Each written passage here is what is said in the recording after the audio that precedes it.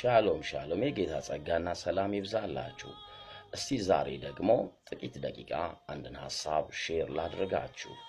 ለምንድነው ሰዎች ወንጌልን የሚቃረኑት? ለምንድነው ሰዎች ወንጌልን ሪጀክት የሚያደርጉት? መቼም ይሄ የሚሆንበት አንዳች ምክንያት አለው። መጽሐፍ ግን እንደ መነሻ ሐሳብ የሚለንን የሆነ ቦታ ልውሰዳችሁ። በሮሜ መጽሐፍ ምዕራፍ 10 ቁጥር 15 ላይ እንደዚህ ይላል፣ መልካሙን የምስራች የሚያወሩ እግሮች እንዴት ያማሩ ናቸው ተብሎ እንደተጻፈ ካልተላኩ እንዴት ይሰብካሉ? ነገር ግን ሁሉ ለምስራቹ ቃል አልታዘዙም። ኢሳይያስ ጌታ ሆይ ምስክርነታችን ማን አመነ ብሏል። እንግዲህ እምነት ከመስማት መስማትም በእግዚአብሔር ቃል ነው ይላል። መጽሐፍ ሲነግረን መልካሙን የምስራች ማለት ይህ የምስራች የሚባለው ነገር እንደ መጽሐፍ እውነት ከሆነ ወንጌል ነው፣ ጉድ ኒውስ ነው። እግዚአብሔር ለሰው ልጆች ያለው የልቡ ሐሳቤ፣ እግዚአብሔር ለሰው ልጆች ሊያደርግ ያለው በክርስቶስ ኢየሱስ ያቀደው ዕቅድ፣ በክርስቶስ ኢየሱስ የተፈጸመ ሥራን እግዚአብሔር የምስራች ይላል። ይህን የሚያወሩ እግሮች እንዴት ያምራሉ አለ። እንዴት ያማሩ ናቸው። እስቲ ሉቃስ ወንጌል ምዕራፍ 2 ላይ ቁጥር 10 ላይ እንደዚህ ይላል፣ መልአኩ እንዲህ አለ ለእረኞቹ፣ እነሆ ለሕዝቡ ሁሉ የሚሆን ታላቅ ደስታ የምስራች እነግራችኋለሁ፣ አትፍሩ። ዛሬ በዳዊት ከተማ መድኃኒት እርሱም ክርስቶስ ጌታ የሆነ ተወልዶላችኋል ብሎ ይለናል። ተወልዶላችኋል ይላልና ይህ ማለት ምን ማለት ነው? እግዚአብሔር ለሰው ሁሉ ለሕዝብ ሁሉ የሚሆን መድኃኒት እግዚአብሔር ከራሱ ሐሳብ ተነስቶ በክርስቶስ ኢየሱስ ስለኛ ስለሚከፍለው ነገር የምስራች ይለናል። ማንም ሰው በራሱ የኃጢአት ስርየትን ማምጣት አይችልም። በራሱ እግዚአብሔርን ደስ ማሰኘት አይችልም። ኢየሱስ ግን እኛን ወክሎ ስለሚሞትበት ወንጌል ጉድ ኒውስ የምስራች ብሎ እግዚአብሔር ይናገራል። ጳውሎስ ሲነግረን ስለዚህ ወንጌል ሲያወራን ማንነት እንደሆነ ይነግረናል። ሮሜ መጽሐፍ ምዕራፍ 1 ላይ ሐዋርያ ሊሆን የተጠራ የኢየሱስ ክርስቶስ ባሪያ ጳውሎስ በነቢያቱ አፍ በቅዱሳን መጽሐፍት አስቀድሞ ስለተሰጠው አስቀድሞ ተስፋ ለሰጠው ለእግዚአብሔር ወንጌል ተለየ። ይህም ወንጌል በሥጋ ከዳዊት ዘር ስለተወለደ እንደ ቅድስና መንፈስ ከሙታን በመነሳት የተነሳ በኃይል የእግዚአብሔር ልጅ ስለሆነ ስለተገለጠው ስለ ልጁ ነው።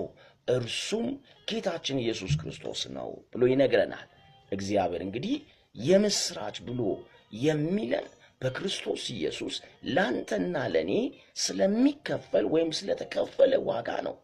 ይህን የምስራች አንድ ሰው መጥቶ የምስራች ካለ ካንተ የጀመረ ነገር የለም። ሊያስገርም ሊያስደንቅ ከሱ ስለሚመጣ በጎነት ነው። የእግዚአብሔር ስጦታ ግን የዘላለም ሕይወት ነው። ለምንድን ነው ታዲያ ሰዎች ይህንን ወንጌል የሚጻረሩት? ለምን ይጋፉታል? አያችሁ፣ ሰዎች በክርስቶስ ኢየሱስ የሚነገርን ነገር የሚቃረኑት ከሃይማኖቶቻቸው ሰርክል መውጣት ስለማይፈልጉ ነው። ሃይማኖቶች በየትኛውም ዘመን ላይ ሰዎች ይሄ መንገዱ ነው ብለው የቀረጹት ቅርጽ ያዘጋጁት ትምህርት የሆነና ከሰው ተነስቶ ወደ እግዚአብሔር ለመድረስ የሚደረግ ትግል ነው። በዚህ ውስጥ ግን ይህን አድርገው ረፍት የለም። ደግሞም አደገኛ የክርስቶስ ኢየሱስን የመስቀል ሥራ የሚመታ ክፉ መንገድ ነው። ኢየሱስ ሃይማኖት አይደለም። ኢየሱስ ከሞት ወደ ሕይወት የመሻገሪያ መንገድ ነው። እምነት በክርስቶስ ኢየሱስ የተሰራውን ሥራ ለኔ ነው ብሎ ከመቀበል የሚጀምር ነው። ለምን? እርሱ ስለ በደላችን ደቀቀ ነው መጽሐፍ የሚለው። ስለ ኃጢአታችንም ቆሰለ። የኛ እርግማን ሁሉ በእርሱ ላይ ሆነ። የሃይማኖቶች ሰዎች እውነትን እንዳይቀበሉ የሚደረጉ አደገኛ እንቅፋቶች ናቸው። እስቲ ስለሰዳችሁ እንደው ስለዚህ ስለ ጳውሎስ እንኳን ተወሰነ ነገር ላሳያችሁ። አንድ ቦታ ላይ እንመልከት። ያው እንግዲህ ሁሉም ሰው ሃይማኖቴ አይደለም የሚለው አንድ ቦታ ላይ እንመልከት። ያው እንግዲህ ሁሉም ሰው ሃይማኖቴ አይደለም የሚለው ይሄው ሐዋርያው ጳውሎስ ደግሞ የሚሄድበት መንገድ ምን አይነት ልክ እንዳልሆነ ራሱ ጌታ ተገልጦ እንዴት አስቡ። አይሁዳዊ ነው፣ ፈሪሳዊ ነው፣ ሕግ የሚያውቅ ነው፣ የአብርሃም ዘር ነው። ግን መንገዱ ግን ኢየሱስ ነው። መንገድ ባልሆነ ነገር በብዙ ትግል ውስጥ ያለፈ ይህንን ሰው መጽሐፍ ሲናገር እንደዚህ ይለዋል። ያው አንዳንዶቻችሁ ሃይማኖታችሁ ስለሚገስፍባችሁ ከኢየሱስ ይልቅ ሃይማኖታችሁ ማስነካት አትፈልጉም። ስለ ኢየሱስ ጉዳያችሁ አይደለም። ግን እንዳትረሱ የመጨረሻው ዘመን ላይ ነው ያለነው። ኢየሱስ ሊመጣ በደጅ ነው ያለው። የጅምላ ጉዞ ስለሌለ በእርሱ ያመኑትን ዳግም የተወለዱትን ነው ሊወስድ የሚመጣ። ይሄ እድል ደግሞ ለማንም ሰው በሩ ክፍት ነው። ኢየሱስን ወደ ልብ ማስገባት አለብህ። በዘላለም ሕይወት መቀለድ ጥሩ አይደለም ሲል አሳያችሁ ቃሉ ምን እንደሚለን ቁጥር 1 ላይ ሳውል ግን የጌታን ደቀ መዛሙርት ዳርጂውሽ ሁሉ ግን እነዚህ ደቀ መዛሙርት መሲያኒክ ናቸው። ኢየሱስ እሱ ክርስቶስ ነው ብሎ የተቀበሉ ናቸው። በአይሁድ እምነት ደግሞ ሳውል የነበረበት ወይ ይሄ ኢየሱስ ክርስቶስ አይደለም ተብሎ የሚታመንበት ገና ይመጣል ብለው ማለት ነው። እንዲህ ይላል፣ እንዲገድላቸው ገና እየዛተ ወደ ሊቀ ካህናት ሄደ። ወንጌል ሲሰበክ ዱላ የምታነሱ ሰዎች ጠንቀቅ በሉ። ልቅላቂ የምትደቡ ሰዎች ጠንቀቅ በሉ። ጸባችሁ ሰው አይደለም። ግዴላችሁም ሃይማኖታችሁ ንቅንቅ ያርጋችሁ ከኢየሱስ አይበልጥም የትኛውም ሃይማኖት። በዚያ መንገድ ያሉት ሰዎች ወንዶች ሴቶች ቢያገኝ እያሰረ ወደ ኢየሩሳሌም ያመጣቸው ዘንድ በደማስቆ ላሉት ምኵራቦች ደብዳቤ ከነርሱ ለመነ። ሲሄድ ወደ ደማስቆ በቀረበ ጊዜ ድንገት በእርሱ ዙሪያ ከሰማይ ብርሃን አንጸባረቀ። በምድርም ላይ ወድቆ ሳውል ሳውል ስለምን ታሳድደኛለህ የሚል ድምፅ ሰማ። ጌታ ሆይ ማን ነህ አለው። እርሱም አንተ የምታሳድደኝ እኔ ኢየሱስ ነኝ። የመውጊያውን ብረት ብትቃወም ላንተ ይብስብሃል አለው።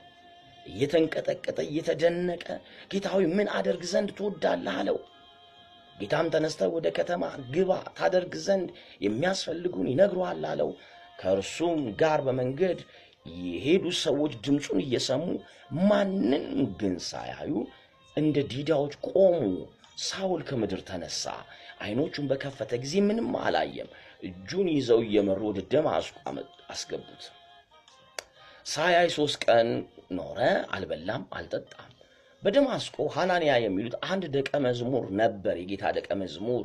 ጌታም በራእይ ሐናንያ ሆይ፣ እርሱም ጌታ ሆይ እነሆኝ አለ። ጌታም ተነስተህ ቅን ወደሚባል መንገድ ሂድ፣ በይሁዳ ቤት ሳውል ለሚሉት አንድ ጠርሴስ ሰው ፈልግ ነው፣ እርሱ ይጸልያልና ሐናንያ የሚሉት ሰው ገብቶ ደግሞ እንዲያ እጁን ሲጭንበት አይቷል አለው። ሐናንያም መልሶ ጌታ ሆይ በኢየሩሳሌም ቅዱሳን ላይ ስንት ክፉ እንዳደረገ ስለዚህ ሰው ከብዙ ሰምቻለሁ። በዚህ ስም የሚጠሩትን ሁሉ ለማሰር ከካህናት ስልጣን አለው። ጌታም በአሕዛብ በነገሥታት በእስራኤል ልጆች ፊት ስሜን ሊሸከም ዘንድ ለእኔ የተመረጠ ዕቃ ነውና ሂድ፣ ስለ ስሜ ስንት መከራ ሊቀበል እንዲያስፈልገው እኔ እመለከታለሁ አለው። ምን ልላችሁ ፈልጌ ነው? ወንጌል ስትገፉ ኢየሱስን እየገፋችሁ ነው። የዘላለም ሕይወት ምክንያት የሆነውን ማንነት እየገፋችሁ ነው።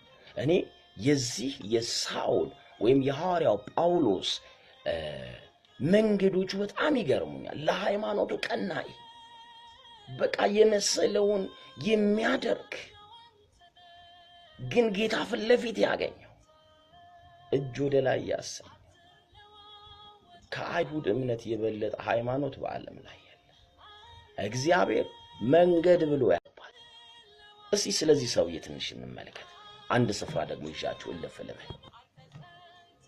ራሱ ደግሞ ሐዋርያው ጳውሎስ ደግሞ ከአንደበቱ ሲነግረን አሳዳጅ የነበረው ተሳዳጅ ሆኖ በነገስታት ፊት ደግሞ ስለዚህ ወንጌል ሊመሰክር እንደተገባው እግዚአብሔር እንደመረጠው ከታየለት በኋላ በመንገዱ ላይ ደግሞ እንዲህ ብሎ ተናገረ። እኔም ጌታ ሆይ ማን አልኩ? እርሱም አለኝ ሐዋርያት ሥራ ምዕራፍ 26 ቁጥር 15 አንተ የምታሳድደኝ እኔ ኢየሱስ ነኝ። ነገር ግን ተነሳና በእግርህ ቁም። ስለዚህ እኔን ባየህበት ነገር ለአንተም በምታይበት ነገር አገልጋይና ምስክር ትሆን ዘንድ ልሾምህ አይቻለሁ። የኃጢአትን ስርየት ስሙማ በእኔ በማመን በተቀደሱት መካከል ርስትን ያገኙ ዘንድ ከጨለማ ወደ ብርሃን ከሰይጣን ስልጣን ወደ እግዚአብሔር ዘወር እንዲሉ ዓይኖቻቸውን ትከፍት ዘንድ ከሕዝብና ወደ እርሱ ከምልክ ሕዝብ ሁሉ አድንሃለሁ ይላል። በእኔ በማመን የኃጢአት ስርየት አለ። ከጨለማ ወደ ብርሃን ከሰይጣን ስልጣን ወደ እግዚአብሔር መንግስት። ታውቃላችሁ አንድ ሰው ክርስቶስ ኢየሱስን የግል አዳኝ አድርገን ካልተቀበለ በእርግጠኝ መጽሐፍ እንደሚል በጨለማ እስራት ውስጥ በሰይጣን ግዛት ውስጥ ኢየሱስን ግን በማመን ከጨለማ ስልጣን ትድናለህ።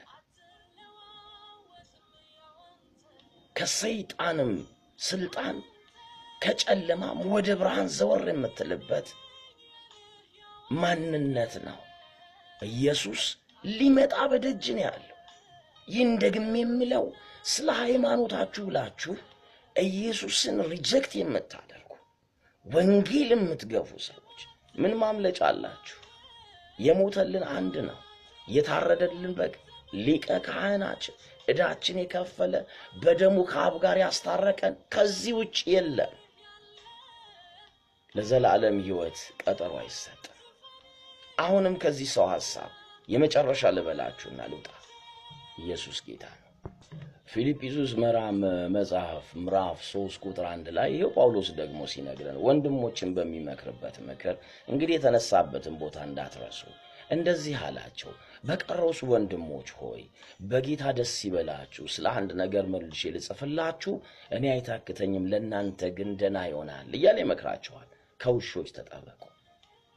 ታውቃላችሁ ኢየሱስን የማያግብላ የኢየሱስን የመስቀል ሥራ የሚያጣጥል ሁሉ የውሾች ስብከት ነው። የክፉ ሰራተኞች ትምህርት ነው። የሐሰተኛ መገረዝ ምክንያት ከክፎች ተጠበቁ፣ ከክፉ ሰራተኞች ከሐሰተኛ መገረዝ ተጠበቁ። እኛ በመንፈስ እግዚአብሔርን የምናመልክ በክርስቶስ ኢየሱስ የምንመካ በስጋ የማንታመን እኛ የተገረዝን ነን ብሎ ያወራል።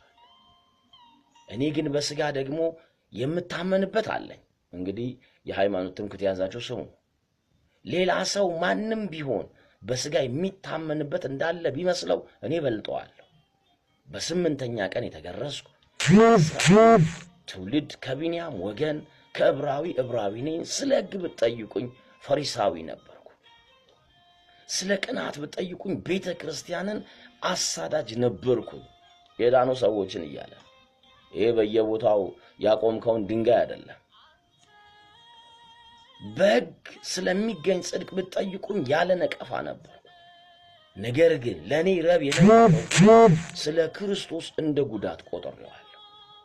አዎን በእውነት ከሁሉ ይልቅ ስለሚበልጥ ስለ ክርስቶስ ኢየሱስ ስለ ጌታዬ ዕውቀት ነገር ሁሉ ጉዳት እንዲሆን ቆጥራለሁ። ስለ እርሱ ሁሉን ተጎዳው ክርስቶስን አገኝ ዘንድ። በክርስቶስም በማመን ያለውን ጽድቅ ማለት በእምነት ከእግዚአብሔር ዘንድ ያለውን ጽድቅ እንጂ ከሕግ ለእኔ ያለው ጽድቅ ሳይሆንልኝ በእርሱ እገኝ ዘንድ ሁሉን እንደ ጉድፍ ቆጥራለሁ። እርሱንና የትንሣኤውን ኃይል እንዳውቅ በመከራው ካፈል ወደ ሙታን ትንሣኤ ልደርስ ቢሆንልኝ በሞቱ እንድመስለው እመኛለሁ ብሎ መጽሐፍ ይነግረናል። ወዳጄ የት ነው ያለው? ምንም አይነት ትልቅ የሚባል ሃይማኖት ይኖራል፣